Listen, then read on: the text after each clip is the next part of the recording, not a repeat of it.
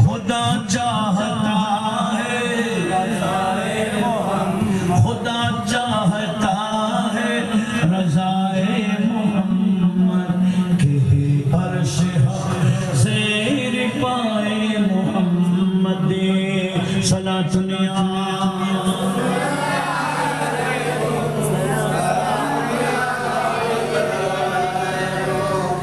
সর্বস্তর মুসলিম মিল্লাতের কাছে আহ্বান জানাবো, ওই দিন যদি পুলসেরাত পার হতে চান, আহলে সুন্নাত ওয়াল জামাতের এই দলে আসা ছাড়া বিকল্প কোনো রুট নাই। বিকল্প কোনো রাস্তা, একটাই রুট পুলসেরাত পার হওয়া, নতুবা জাহান্নামে পড়ে যাবে। জিবরিল উঠাবে না ডানা।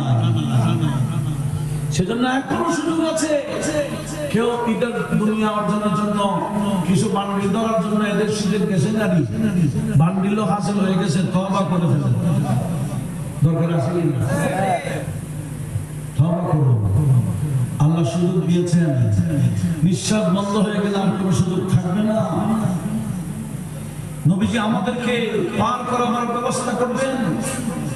হযরত আনাসকে বললেন, আনাস শুধু পুলসেরাত না, আমাকে দেখা যাবে মিজানের পাল্লায় আমার উম্মতের আমল যেখানে মাপ দেওয়া হবে, অনেক গুনাহগার উম্মত, সওয়াব কম হবে কিন্তু সওয়াব গুনাহ ভারী হবে। ফয়সালা জাহান্নাম হলেও আমি নবী তাদেরকে ব্যবস্থা করব জান্নাতে নিয়ে যাওয়ার। কেন, কিভাবে?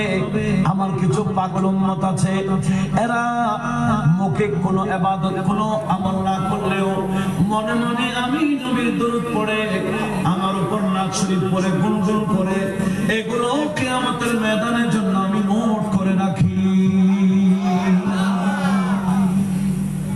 কিরামান কাতিবিন নোট করবে কোনগুলা?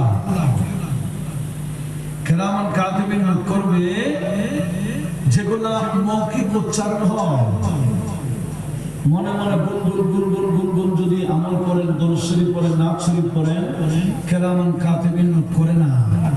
কিন্তু এগুলা বরাবর আমাদের নবীজি নোট করেন।